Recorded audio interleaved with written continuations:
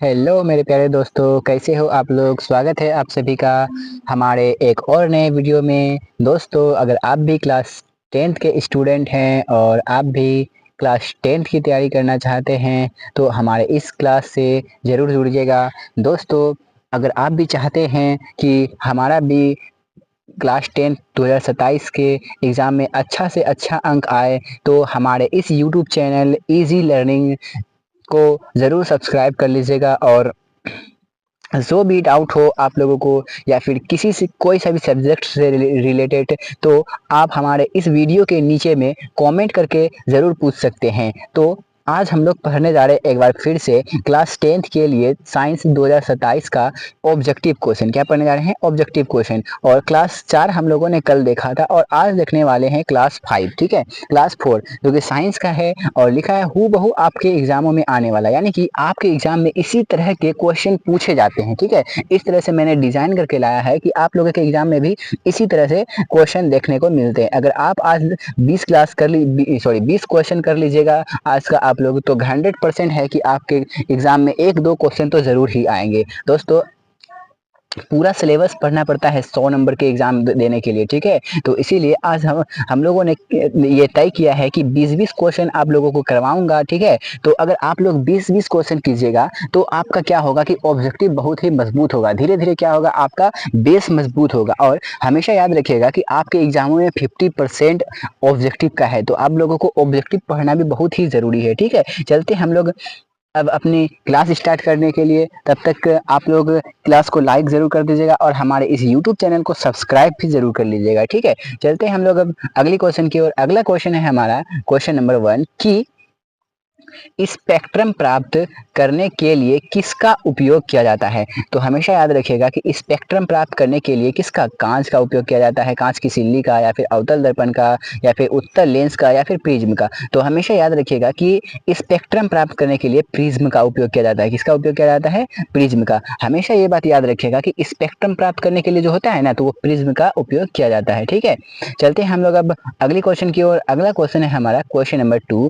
Question number 2 कहता है कि प्रतिरोध का एसआई मात्रक क्या है। तो हमेशा याद रखिएगा कि प्रतिरोध का एसआई मात्रक जो होता है ना, वो ओम होता है। क्या होता है?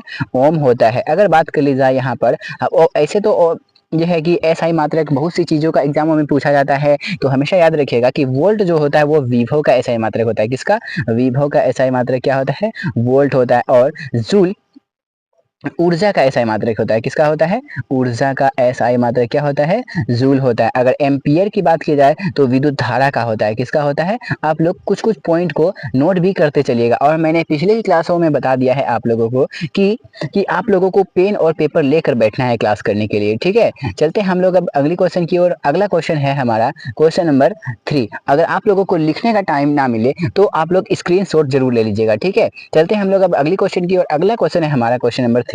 क्वेश्चन नंबर 3 कहता है कि परिपथ में विद्युत धारा की माप किससे की जाती है। यानी कि परिपथ में जैसे विद्युत बिजली जो हमारे घरों में आती है, जो बिजली जो बहती है, इलेक्ट्रॉन जो बहती है, उसकी माप जो किससे की जाती है? वोल्ट मीटर से, ए मीटर से, गैल्वेनोमीटर से, या फिर इनमें से कोई नहीं। तो हमेशा याद रखिएगा कि विद्युत धारा का जो विद्युत परिपथ में विद्युत धारा का जो माप की जाती है वो एम्पियर से की जाती है। किससे की जाती है? एम्पियर से। ठीक है, वोल्ट वोल्ट जैसे अगर बात बोली जाए वोल्ट मीटर से क्या जाता है, तो विभवांतर को मापा जाता है। क्या मापा जाता है? विभवांतर को। ठीक है, चलते हैं हम लोग अब अगली क्वेश्चन की ओर। अगला क्वेश्चन है हमारा क्वेश्चन नंबर 4। क्वेश्चन नंबर 4 कहता है कि दाढ़ी बनाने में कौन सा दर्पण प्रयुक्त होता है। यानी कि दाढ़ी बनाने में कौन सा दर्पण उपयुक्त होता है? समतल दर्पण, अवतल दर्पण, उत्तल दर्पण, या फिर इनमें से कोई नहीं। तो हमेशा याद रखिएगा कि दाढ़ी बनाने में अवतल दर्पण का उपयोग किया जाता है। अवतल दर्पण का किसका उपयोग किया जाता है? तो हमेशा याद रखिएगा कि दाढ़ी बनाने में, एक सेकंड थोड़ा मिस्टेक हो रहा है, दाढ़ी बनाने में जो है अवतल दर्पण का प्रयोग किया जाता है। अब फिर एग्जाम में पूछा जाए क्यों करते हैं, जैसे मान लो कि दाढ़ी बनाने में हम अवतल दर्पण का उपयोग क्यों करते हैं, उत्तल दर्पण का भी, समतल दर्पण का भी तो उपयोग कर सकते हैं। हाँ, तो हम लोग समतल दर्पण का भी उपयोग कर सकते हैं। ठीक है, तो और अभी भी देखे होंगे, अभी अगर आप नाई की दुकानों में जाते होंगे तो देखे होंगे कि वहां पर समतल दर्पण लगे हुए रहते हैं। क्या रहते हैं? समतल दर्पण। और पहले जब वो होता था कि पहले नाई लोग क्या रहते थे, तो अवतल दर्पण रखते थे, ताकि किसी भी जगह के अगर अगर हम लोगों को अगर दाढ़ी बनाना है, दाढ़ी बनाने में जो होता है ना कि मतलब छोटे छोटे दाढ़ी को मतलब कि इसे देखने के लिए हम अवतल दर्पण में क्या होता है कि किसी भी चीज का प्रतिबिंब बड़ा बनाता है, इसी कारण से देखते हैं तो उसमें पता चलता है कि कहाँ पे छूटा, थोड़ा से क्या हुआ, तो इसीलिए थोड़ा बड़ा दिखा देता है, तो उसमें अवतल दर्पण का यूज किया जाता था। ठीक है, और अभी तो समतल दर्पण का यूज किया जाता है। ठीक है, तो एग्जाम में अगर पूछे तो हमेशा याद रखिएगा कि अवतल दर्पण मारिएगा। ठीक है, ऑप्शन क्या हो जाएगा हमारा, ऑप्शन बी राइट आंसर। ठीक है, एग्जाम में हमेशा अवतल दर्पण मार के आइएगा। ठीक है, समतल दर्पण नहीं मारना है। ठीक है, अगला क्वेश्चन आता है हमारा कि क्वेश्चन नंबर 5 कहता है किसी उपकरण में धन प्लस और ऋण माइनस का चिन्ह नहीं होता, यानी कि कौन ऐसा उपकरण है निम्नलिखित में, कौन ऐसा, यानी कि नीचे जो दे कौन सा, एमीटर, वोल्ट मीटर, कुंडली या फिर विद्युत सेल। तो हमेशा याद रखिएगा कि एमीटर में भी होता है, वोल्ट मीटर में भी प्लस माइनस का चिन्ह होता है, और विद्युत सेल में, सेल बोले तो बैटरी में भी होता है। ठीक है, बैटरी में तो होता ही है। ठीक है, और अगर बात की जाए नहीं तो कुंडली में नहीं होती है। किसमें, कुंडली में। ऑप्शन हमारा क्या हो जाएगा, सी राइट आंसर हो जाएगा। ठीक है, चलते हैं हम लोग अब अगले क्वेश्चन की ओर। अगला क्वेश्चन है हमारा क्वेश्चन नंबर 6 कहता है कि सरल सूक्ष्मदर्शी में किसका उपयोग होता है, यानी कि सरल सूक्ष्मदर्शी का याद रखिएगा कि हम लोग जब छोटे छोटे, जैसे हमारी कोशिका को हम लोग देख सकते हैं, जैसे अगर हम लोग अपना शरीर देखें तो हमारा शरीर कोशिका का ही बना हुआ है। ठीक है, तो उसका अगर अध्ययन करने के लिए हम लोग क्या करते हैं, तो सरल सूक्ष्मदर्शी का उपयोग करते हैं, माइक्रोस्कोप का प्रयोग करते हैं। तो उसमें कौन सा लेंस लगा हुआ रहता है, एग्जाम में पूछा है कि कौन सा लेंस लगा रहता है या फिर किसका उपयोग किया जाता है, तो हमेशा याद रखिएगा कि उसमें उत्तल लेंस का प्रयोग किया जाता है। किसका उपयोग किया जाता है, उत्तल लेंस का। ठीक है, अभी आप लोगों ने पढ़ा होगा कि अगर किसी भी छोटे चीज को बड़ा दिखाने के लिए हम लोग अवतल दर्पण का यूज करते हैं, तो फिर यहाँ पे हम उत्तल लेंस का क्यों, तो लेंस इसलिए क्योंकि लेंस का काम होता है आर पार देखने के लिए। अगर हम, जैसे चश्मा हो गया, आर पार किसी भी चीज को अगर देखेंगे, उत्तल लेंस वाला चश्मा में बड़ा बड़ा कोई भी चीज बड़ा बड़ा दिखता है, और अवतल लेंस वाला चश्मा में किसी कोई सा भी वस्तु छोटा छोटा दिखाई देता है। तो इसीलिए तो सूक्ष्मदर्शी में जो है तो चश्मा टाइप का, यानी लेंस टाइप का लगा हुआ रहता है, तो इसीलिए हम लोग उसमें लेंस का उपयोग करते हैं। इसीलिए उत्तल लेंस क्या हो जाएगा, और उत्तल लेंस में कोई भी का वस्तु का प्रतिबिंब बड़ा बनता है। ठीक है, और छोटा भी बनता है लेकिन बड़ा भी बनता है। ठीक है, चलते हैं हम लोग अब अगले क्वेश्चन की ओर। अगला क्वेश्चन है हमारा क्वेश्चन नंबर 7, कहता है कि नीला तोता, उसी को क्या कहते हैं हम लोग, तूतिया भी कहते हैं। क्या कहते हैं, तूतिया। नीला तोता को हम लोग क्या कहते हैं, तूतिया भी कहते हैं। का रासायनिक सूत्र क्या है, यानी कि नीला तोता या फिर तूतिया का रासायनिक सूत्र क्या है, Na2CO3 या फिर CuSO4 इंटू 5H2O या फिर CaCO3 या फिर NaHCO3। तो हमेशा याद रखिएगा कि CuSO4 इंटू 5H2O क्या होता है, तो नीला तोता का क्या होता है, सूत्र होता है। ठीक है, और एग्जाम केमिस्ट्री में आप लोगों को बहुत सारा सूत्र दे दिया जाएगा। ठीक है, आप लोग उसको याद कर लीजिएगा। ठीक है, उससे क्या होगा कि आपका ऑब्जेक्टिव क्वेश्चन बहुत ही मजबूत हो जाएगा। ठीक है, चलते हैं हम लोग अब अगली क्वेश्चन की ओर। अगला क्वेश्चन है हमारा क्वेश्चन नंबर 8 कहता है कि निम्नलिखित में कौन लवण है, लवण लवण लवण बोले तो नमक।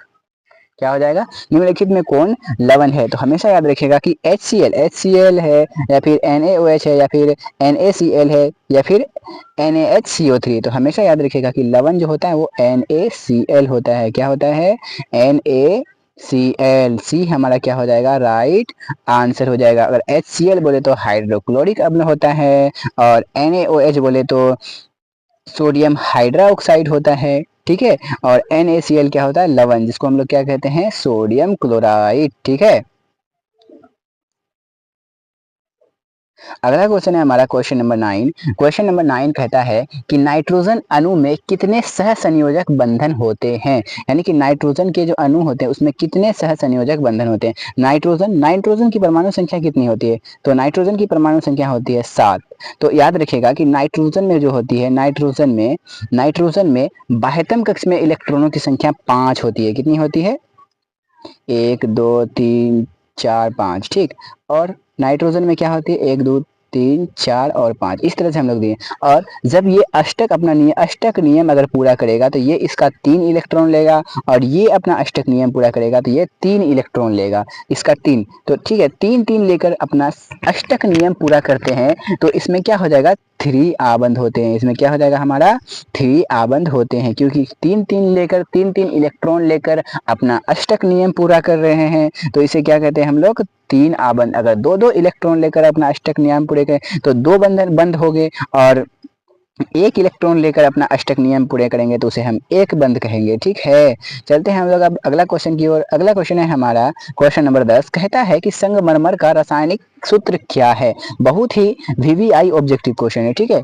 इसमें स्टार जरूर लगा लीजिएगा, ये एग्जाम में पूछे जा सकते हैं आप लोगों की 2027 में। ठीक है, संगमरमर का रासायनिक सूत्र क्या है, तो क्या है Na2CO3, या फिर CuSO4 × 5H2O, या फिर CaCO3, या फिर NaHCO3। तो हमेशा याद रखिएगा कि संगमरमर का जो सूत्र होता है वो क्या होता है, CaCO3 होता है। क्या होता है, संगमरमर का रासायनिक सूत्र CaCO3 होता है। Option B sorry option C हमारा क्या हो जाएगा, राइट आंसर हो जाएगा। ठीक है, चलते हैं हम लोग अब अगले क्वेश्चन की ओर। अगला क्वेश्चन है हमारा क्वेश्चन नंबर 11, कहता है कि वन संपदा का एक उदाहरण है। अगर बोली जाए वन संपदा का उदाहरण है, क्या है, मिट्टी, लकड़ी, तांबा, या फिर एल्युमिनियम।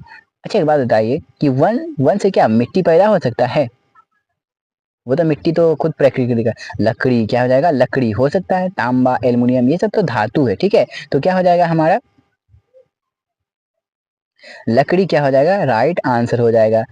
ठीक है, ऑप्शन बी क्या हो जाएगा हमारा, राइट आंसर हो जाएगा। ठीक है, चलते हैं हम लोग अब अगली क्वेश्चन की ओर। अगला क्वेश्चन है हमारा क्वेश्चन नंबर 12। क्वेश्चन नंबर 12 कहता है कि चीनी का रासायनिक सूत्र क्या है। चीनी का जो रासायनिक सूत्र होता है वो क्या होता है, ये भी बहुत इंपॉर्टेंट है। कभी कभी पूछा जाता है चीनी का रासायनिक सूत्र, या फिर कभी कभी ग्लूकोज का रासायनिक सूत्र। तो हमेशा याद रखिएगा कि चीनी का जो रासायनिक सूत्र होता है ना, वो C12H22O11 होता है। क्या होता है, C12H22O11। अगर बात बोली जाए चीनी का रसायन चीनी का ही है C12H22O11। अगर ग्लूकोज का पूछे जाए तो हमेशा याद रखिएगा कि ग्लूकोज किसका हो जाएगा, C6H12O6। ठीक है, और ये CH3COOH की बात करी जाए तो ये एसिटिक एसिड है। क्या है, एसिटिक एसिड। ठीक, अगर NaCl का बात बोली जाए तो NaCl है हमारा सोडियम क्लोराइड, जो कि क्या है, नमक का सूत्र है। ठीक है, चलते हैं हम लोग अब अगला क्वेश्चन की ओर। अगला क्वेश्चन है हमारा 13। क्वेश्चन नंबर 13 कहता है कि स्वपोषी पोषण के लिए आवश्यक है। स्वपोषी पोषण बोले तो पेड़ पौधा द्वारा बनाए जाने वाले भोजन, जैसे किस विधि से बनाते हैं, तो प्रकाश संश्लेषण की विधि से बनाते हैं। प्रकाश संश्लेषण अगर एग्जामों में पूछे जाते हैं कि हरे पेड़ पौधे होते हैं, हरे पेड़ पौधे जो होते हैं वो क्या होते हैं, तो हमेशा याद रखिएगा कि हरे पेड़ पौधे जो होते हैं वो स्वपोषी होते हैं। क्या होते हैं, स्वपोषी। और स्वपोषी अपना भोजन जिस क्रिया द्वारा होता है, जिस क्रिया द्वारा करता है, उसे हम लोग प्रकाश संश्लेषण कहते हैं। क्या कहते हैं, और प्रकाश संश्लेषण के लिए आवश्यक होता है क्या, कार्बन डाइऑक्साइड, क्लोरोफिल, सौर ऊर्जा, ये तीनों क्या होता है, उपयोग में किया जाता है। तो डी हमारा क्या हो जाएगा, राइट आंसर, जो कि क्या है, इनमें से सभी। डी हमारा क्या हो जाएगा, राइट आंसर हो जाएगा। ठीक है, तो हमेशा याद रखिएगा कि स्वपोषी पोषण के लिए आवश्यक है क्या, कार्बन डाइऑक्साइड, क्लोरोफिल, सौर ऊर्जा, यानी कि सौर प्रकाश, सूर्य का प्रकाश को हम लोग क्या कहते हैं, सौर प्रकाश। तो क्या है, तीनों हमारा है, तो इनमें से सभी हमारा क्या हो जाएगा, राइट आंसर हो जाएगा। और स्वपोषी पोषण यानी कि जैसे हरे पेड़ पौधे अपना भोजन स्वयं बनाते हैं, इसीलिए उसे हरे पेड़ पौधे को क्या कहा जाता है, स्वपोषी। और स्वपोषी पोषण यानी हरे पेड़ पौधे जिस विधि से अपना मतलब जैसे कि भोजन बनाते हैं, उसे हम लोग कहते हैं प्रकाश संश्लेषण कहते हैं। ठीक है, तो हमेशा याद रखिएगा ये। ठीक है, चलते हैं हम लोग अब अगले क्वेश्चन की ओर। अगला क्वेश्चन है हमारा क्वेश्चन नंबर 14। क्वेश्चन नंबर 14 कहता है कि इंसुलिन की कमी से होता है, यानी कि इंसुलिन की कमी जो होता है, इंसुलिन की कमी से कौन सा रोग होता है। तो हमेशा याद रखिएगा कि मधुमेह होता है। क्या होता है, इंसुलिन की कमी के कारण क्या होता है, तो मधुमेह होता है। तो ऑप्शन सी हमारा क्या हो जाएगा, राइट आंसर हो जाएगा। ठीक है, चलते हैं हम लोग अब अगली क्वेश्चन की ओर। अगला क्वेश्चन है हमारा क्वेश्चन नंबर 15। क्वेश्चन नंबर 15 कहता है कि खुला परिसंचरण तंत्र किस में पाया जाता है। तो हमेशा याद रखिएगा कि किस में, मनुष्य में ना, कॉकरोच में नहीं, घोड़ा में नहीं, ऊंट में नहीं। तो याद रखिएगा क्या हो जाएगा, कॉकरोच में। क्या हो जाएगा, खुला परिसंचरण तंत्र किस में पाया जाता है, कि कॉकरोच में पाया जाता है। अभी आप लोगों को बोले कि हम बोले क्या कि मनुष्य में ना, फिर बोले कॉकरोच में ना, फिर घोड़े में ना, तो ऊंट में भी ना, तो बाद में ऑप्शन कैसे हो गया। तो याद रखिएगा कि ये आप लोगों को टेस्ट के लिए है। तो आप लोगों को जितना मतलब जो है कि अच्छे से मतलब प्रिपेयर होइएगा आप लोगों के एग्ज़ाम में उतना ही बढ़िया होगा, ठीक है। और आप लोग जितना ठोकर खाइएगा एग्ज़ाम से पहले आपका मतलब जो है कि एग्ज़ाम आने वाला जो है वो और भी अच्छा होता जाएगा, ठीक है। और ये क्लास आप लोगों को देखना इसलिए ज़रूरी है क्योंकि आपके इसमें ऑब्जेक्टिव का रिवीजन किया जाएगा, ठीक है। ऑब्जेक्टिव का रिवीजन हो रहा है और आप लोग अगर एक बार में नहीं होता है तो 2 बार 3 बार देखिए, ठीक है। लेकिन समझ कर जाइए। अगर जो भी डाउट होता है आप लोगों को क्लास में तो वो कमेंट बॉक्स में ज़रूर पूछिएगा, ठीक है। तो आप लोगों का जवाब ज़रूर दिया जाएगा, ठीक है। चलते हैं हम लोग अब अगली क्वेश्चन की ओर। अगला क्वेश्चन है हमारा क्वेश्चन नंबर 16 बोले तो 16 है। कहता है कि यूरो 2 का संबंध है, यानी कि यूरो 2 का संबंध है यूरोप में निकाला गया था। यूरो 2 यूरोप में कब निकाला गया, कहाँ निकाला गया था, तो यूरोप में। और इसका संबंध अगर पूछी जाए संबंध किससे है तो हमेशा याद रखिएगा कि इसका संबंध जो है वायु प्रदूषण से है। किससे है, वायु प्रदूषण से, ठीक है। यूरो 2 का संबंध किससे है तो वायु प्रदूषण से। ऑप्शन ए हमारा क्या हो जाएगा, राइट आंसर हो जाएगा, ठीक है। चलते हैं हम लोग अब अगली क्वेश्चन की ओर। अगला क्वेश्चन कहता है हमारा, एक सेकेंड, क्वेश्चन नंबर 17 कहता है निम्नलिखित में कौन जैव अनिम्नीकरणीय पदार्थ है। जैव अनिम्नीकरणीय पदार्थ का अगर बात पूछी जाए तो इसका मतलब होता है कि कौन ऐसा पदार्थ है जो कि आसानी से नहीं गलता है। डीडीटी, कागज, वाहित मल या फिर इनमें से कोई नहीं। तो हमेशा याद रखिएगा कि डीडीटी जो होता है वो क्या होता है, जैव अनिम्नीकरणीय पदार्थ होता है जो कि नहीं गलता है, ठीक है। चलते हैं हम लोग अब अगली क्वेश्चन की ओर। अगला क्वेश्चन है हमारा क्वेश्चन नंबर 18। क्वेश्चन नंबर 18 कहता है कि क्लोरोफिल वर्णक का रंग होता है, यानी कि क्लोरोफिल वर्णक का रंग कैसा होता है तो याद रखिएगा कैसा होता है, हरा होता है, नीला होता है, लाल होता है या फिर सफेद। तो हमेशा याद रखिएगा क्लोरोफिल वर्णक का रंग कैसा होता है तो हरा होता है। राइट आंसर हमारा क्या हो जाएगा, ए राइट आंसर हो जाएगा, ठीक है। चलते हैं हम लोग अब अगले क्वेश्चन की ओर। अगला क्वेश्चन है हमारा क्वेश्चन नंबर 19। क्वेश्चन नंबर 19 कहता है किस लेंस को अभिसारी लेंस कहते हैं। तो हमेशा याद रखिएगा कि अवतल लेंस, उत्तल लेंस या फिर बायोफोकल लेंस या फिर इनमें से कोई नहीं। तो हमेशा याद रखिएगा कि उत्तल लेंस को हम लोग कहते हैं अभिसारी लेंस। अगर अवतल लेंस की बात की जाए तो अवतल लेंस को अपसारी लेंस कहते हैं। क्या कहते हैं, अवतल लेंस को अपसारी लेंस और उत्तल लेंस को अभिसारी लेंस, ठीक है। चलते हम लोग अब अगले क्वेश्चन की ओर। अगला क्वेश्चन है हमारा क्वेश्चन नंबर 20। क्वेश्चन नंबर 20 कहता है कि चींटी के डंक में कौन सा अम्ल पाया जाता है। कौन सा जो है अम्ल जो होता है जो कि चींटी काट जैसे हम लोगों को अगर कोई भी चींटी काटती है तो क्या होती है, थोड़ी देर के लिए उस जगह फूल जाती है, थोड़ा से फूल जाती है। तो उसे उसमें कौन सा अम्ल पाया जाता है तो सल्फ्यूरिक अम्ल, हाइड्रोक्लोरिक अम्ल, फॉर्मिक अम्ल या फिर इनमें से कोई नहीं। तो हमेशा याद रखिएगा कि चींटी के डंक में फॉर्मिक अम्ल पाया जाता है। फॉर्मिक का ही दूसरा नाम होता है मेथेनोइक अम्ल। क्या होता है, मेथेनोइक अम्ल, ठीक है। हमेशा याद रखिएगा सी हमारा क्या हो जाएगा, राइट आंसर हो जाएगा, ठीक है। तो आज का इतना ही क्वेश्चन था, 20 क्वेश्चन, ठीक है। तो हम लोग 20 क्वेश्चन क्लास में इसलिए ला रहे हैं ताकि आप लोगों को क्लास करने में थोड़ा बोरिंग ना हो। को बहुत सारे बच्चे क्या होते हैं कि क्लास देखते देखते बोर हो जाते हैं, उसे क्लास देखने का मन नहीं करता है, ठीक है। तो इसीलिए हम लोगों ने क्या किया है कि छोटा छोटा क्लास लेकर आया आप लोगों के लिए। इसमें क्या कर सकते हैं आप लोग, आसानी से ऑब्जेक्टिव की तैयारी और रिवीजन आसानी से कर सकते हैं, ठीक है। और आप अगर इतने देर की क्लास में अगर नहीं हो रहे हैं, अगर नहीं उगता रहे या फिर उसे क्या बोलते हैं, तो आप लोगों के अंदर उतना धैर्यता है कि आप क्लास कर सकते हैं और वैसे ही बच्चे टॉपर बनते हैं, ठीक है। अगर आप लोगों को बोरिंग नहीं हो रहा है क्लास में तो वैसे ही बच्चे क्या होते हैं, बिहार में टॉपर होते हैं, ठीक है। और वैसे बच्चे अच्छे से अच्छे अंक लाते हैं क्लास में, ठीक है, ठीक है। तो कैसी लगी आप लोगों को हमारा ये क्लास, कमेंट में ज़रूर लिख कर बताइएगा, ठीक है। और आप लोगों को जो भी डाउट हो तो वो कमेंट में ज़रूर पूछेगा, ठीक है। और क्लास को लाइक ज़रूर कर दीजिएगा, ठीक है। लाइक और सब्सक्राइब ज़रूर कर लीजिएगा और अपने सभी दोस्तों तक शेयर ज़रूर कीजिएगा ताकि पता चले कि यहाँ पे भी अच्छे से क्लास की जाती है, ठीक है। और तब तक के लिए धन्यवाद। मिलते हैं हम लोग अगली वीडियो में। जय हिंद, जय भारत।